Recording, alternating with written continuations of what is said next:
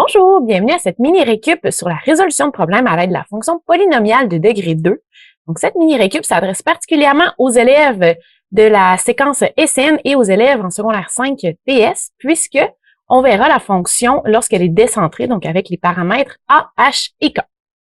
Les étapes pour la résolution de problèmes, vous les avez ici. Donc, premièrement, on va aller lire le problème et repérer les informations importantes. Ensuite, à partir de ces informations-là, on va se tracer un graphique qui va, en troisième étape, nous aider à déterminer la règle, puis après, on va pouvoir répondre aux questions. Lorsqu'on a une résolution de problème, c'est important d'être capable de faire le parallèle entre ces trois modes de représentation-là, donc passer du texte à la règle au graphique. Donc, allons-y. Donc, allons-y avec la lecture du problème. Donc, Olivier est très bon au football américain, mais il veut que ses lancers soient le plus précis possible. Il s'entraîne donc avec une cible de 1 mètre de diamètre. Puisqu'il mesure 1,50 m, il place le centre de la cible à cette hauteur, 20 mètres plus loin. Après 3 lancers, il atteint sa cible en plein centre. Son lancer, qui suit une trajectoire parabolique, a atteint une hauteur de 5 mètres à son point maximal. Et puis, on a nos questions. Avec ce lancer, 1. Aurait-il pu atteindre le centre de la cible si ce dernier avait plutôt été placé à 2,5 mètres du sol et à 18 mètres de lui? Et question 2. Avec ce lancer, où peut-il placer sa cible s'il veut espérer la toucher en plein centre alors qu'elle est à une hauteur de 4 mètres? Donc, on a la mise en situation. On va commencer par aller chercher les éléments pertinents dans le texte. Donc, la première, c'est le fait que la cible a 1 mètre de diamètre. Ensuite, on a l'information comme quoi Olivier mesure 1,50 m. Ensuite, on nous dit que le centre de la cible est à cette hauteur-là. Donc, le centre de la cible va être placé à 1,50 m également. Et elle se trouve à 20 mètres plus loin qu'Olivier. On nous dit ensuite que le lancer d'Olivier a une trajectoire parabolique. Donc, c'est vraiment ça qui nous indique qu'on a affaire à une fonction polynomiale de degré 2. C'est le fait qu'on parle d'une parabole. Et puis, on nous dit que la hauteur maximale du lancer était de 5 mètres. Donc, ça va nous être utile pour trouver la règle. Donc, je reprends toutes ces infos-là. Je les mets dans la petite liste ici. Ça va m'aider à aller tracer mon graphique. Et puis, comme j'ai dit un petit peu plus tôt, on va aller travailler avec la règle, la fonction polynomiale de degré 2 avec les paramètres A, H et K. Donc, pour trouver la règle, on va devoir aller déterminer ces 3 paramètres-là. Mais commençons tout d'abord par se faire une esquisse de la situation. Donc, on peut maintenant tracer le graphique. On commence par une esquisse. Donc, tu peux voir, j'ai fait une esquisse ici. On a Olivier, la trajectoire de son ballon et la cible tout au bout. Donc, avant de faire un graphique précis, on va commencer par aller placer les différents éléments sur l'esquisse. Donc, on nous dit premièrement le diamètre de la cible d'Olivier qui est de 1 mètre. Donc, ici, on a 1 mètre. Ensuite, on nous dit que Olivier mesure 1,50 m. Donc, ici, la distance entre la tête d'Olivier et le sol, c'est 1,50 m. Ensuite, la hauteur du centre de la cible qui est à 1,50 m aussi. Donc, à partir du centre, comme c'est ici, on a 1,50 m aussi. Ensuite, la distance entre Olivier et la cible qui est de 20 mètres, donc une distance horizontale ici jusque là, qui est de 20 mètres. Et pour terminer, la hauteur maximale atteinte par le ballon qui est de 5 mètres, donc à son point le plus élevé, donc environ ici, on a un 5 mètres ici. Donc, une fois que ça c'est fait, si on veut un graphique précis, il faut aller placer cette esquisse-là dans le plan cartésien. Donc, il faut aller placer l'axe des X et l'axe des Y. Donc, j'ai une question pour toi. À quel endroit peut-on placer l'origine du plan cartésien sur le schéma? A. Au point de départ du ballon. B. Au pied d'Olivier. C. Au point maximal atteint par le ballon. Ou D. Au sol, à mi-chemin entre Olivier et la cible. En fait, ici, toutes les réponses sont bonnes. Donc, il y a plein de façons d'aller placer notre système d'axes par rapport à notre parabole qu'on s'est tracée ici. On va aller regarder les avantages de chacune de ces options. Donc, l'option A, où l'origine est où la tête d'Olivier, ce qui est plaisant avec cette option-là, c'est que le point de départ du ballon et son point d'arrivée sur la cible, ce sont les zéros de la fonction. Donc, ça peut nous aider à aller déterminer la règle. L'option B, donc où l'origine est au pied d'Olivier, celle-là, elle est plaisante parce qu'on peut déterminer facilement les coordonnées des points, étant donné que les distances sont données à partir de ce point-là. Donc, la distance jusqu'à la cible, qui est donnée à partir d'Olivier, et la distance verticale, qui est donnée à partir du sol. Dans l'option C, ce qui est plaisant, donc le sommet de la parabole est à l'origine du plan cartésien, ce qui fait que H et K sont de 0.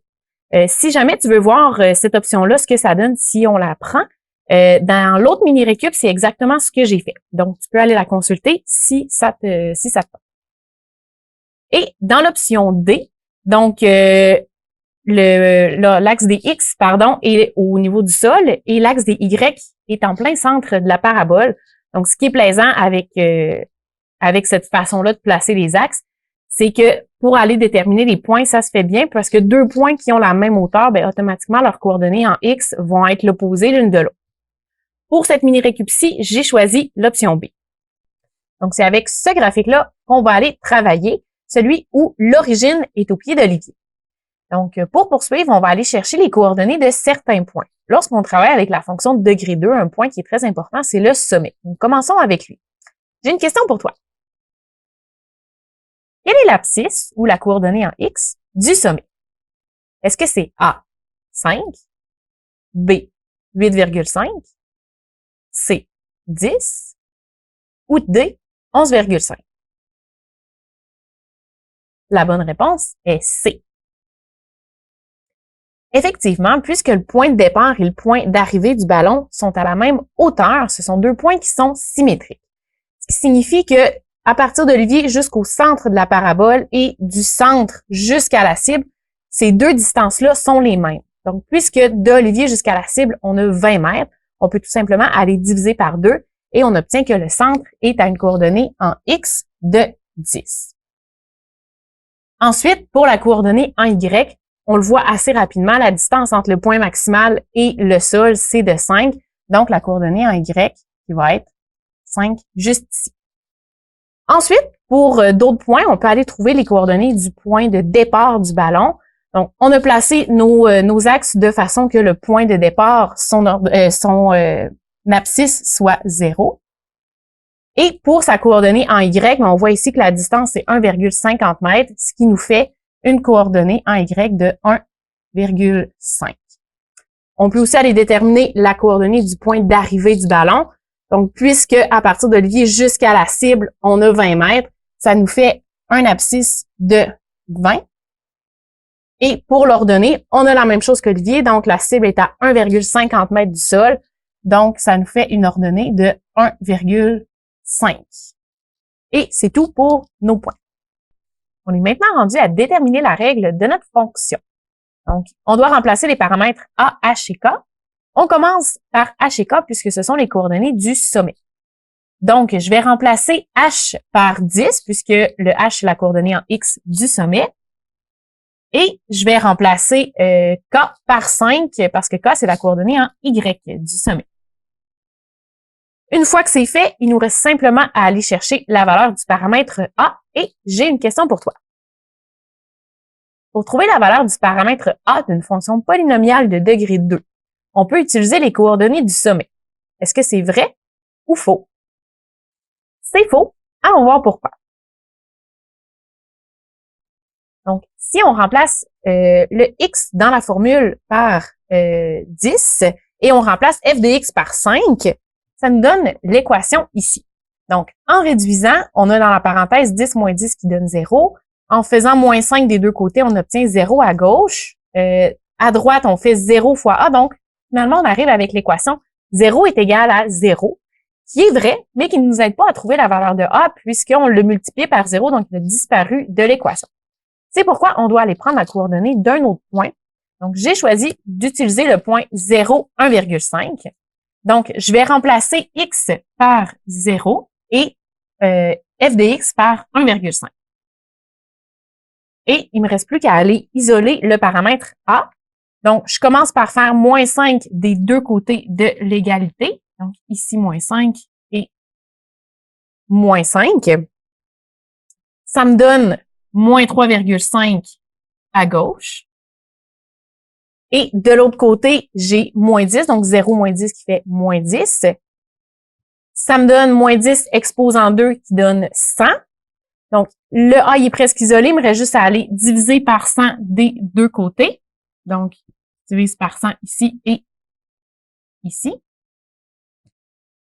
Ce qui me donne moins 0,035 pour A. Ce qui nous fait la règle f de x qui est égale à moins 0,035, entre parenthèses, x moins 10 au carré, plus 5. Donc, cette règle-là, évidemment, elle s'applique particulièrement, elle s'applique à notre graphique en fonction de où on a placé nos axes. Si tu as placé tes axes ailleurs, tu obtiendrais la même valeur de A, mais ton H et ton K seraient différents. On est maintenant rendu à répondre à nos questions. Donc, allons-y avec la première. Avec ce même lancer, aurait-il pu atteindre le centre de la cible s'il avait plutôt été placé à 2,5 mètres du sol et à 18 mètres de lui? Donc, si je prends cette info-là et je la mets dans le graphique, on parle à 18 mètres de lui. Donc, j'y vais à peu près, disons ici, on a un 18 mètres et on a une distance verticale de 2,5 mètres. Et dans le fond, on veut savoir, est-ce que le ballon va passer par là, oui ou non? Donc, j'ai une question pour toi. Pour répondre à cette question, on doit A. Remplacer x par 18. B. Remplacer f de x par 2,5. Ou C. Toutes ces réponses sont bonnes. La bonne réponse est C. Toutes ces réponses sont bonnes. Effectivement, ici, il y a deux façons de procéder puisqu'on nous fournit deux informations.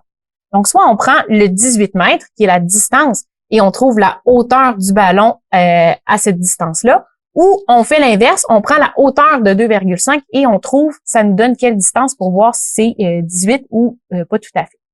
Moi, ce que j'ai choisi de faire, c'est de prendre la distance de 18 et de trouver la hauteur correspondante. Donc, je vais remplacer x par 18 dans ma règle, ce qui fait que je viens chercher f de 18 et je remplace x par 18 et je calcule tout simplement. Donc, 18 moins 10, ça me donne 8. Ensuite, je vais faire 8 au carré qui me donne 64. Ensuite, moins 0,035 fois 64 qui donne moins 2,24. Puis ensuite, j'additionne le plus 5, ce qui me donne 2,76. Donc, ça me dit que à une distance de levier de 18 mètres, le ballon se trouve à une hauteur de 2,76 mètres. Donc, la réponse, c'est non, le lancer de levier n'aurait pas atteint le centre de la cible. Deuxième question, on a. Avec ce lancer, où peut-il placer sa cible s'il veut espérer la toucher en plein centre alors qu'elle est à une hauteur de 4 mètres? Si on est à une hauteur de 4 mètres, ça veut dire qu'on est environ ici. Et on veut savoir à quel moment est-ce que le ballon va avoir cette hauteur. Donc, on peut se tracer une petite ligne. Et ça nous permet de voir que ça arrive à deux endroits. Donc, lorsque le ballon monte et lorsqu'il redescend. Donc, j'ai une question pour toi.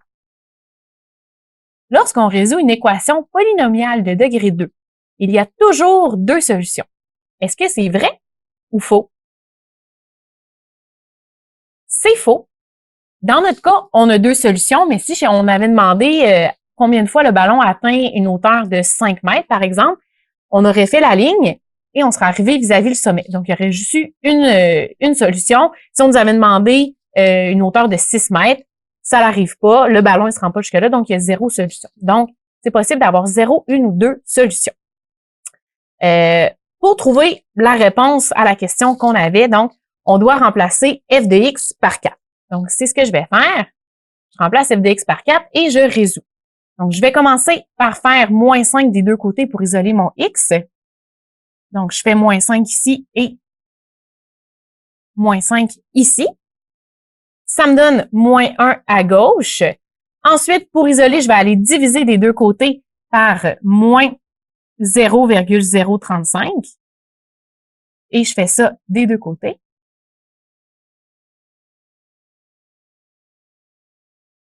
En divisant, j'obtiens 28,57, environ 28,57.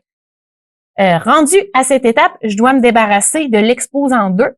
Donc, je vais aller faire l'opération inverse qui est la racine carrée. Donc, je fais ça des deux côtés de l'égalité. Donc, je fais racine carrée ici et racine carrée ici.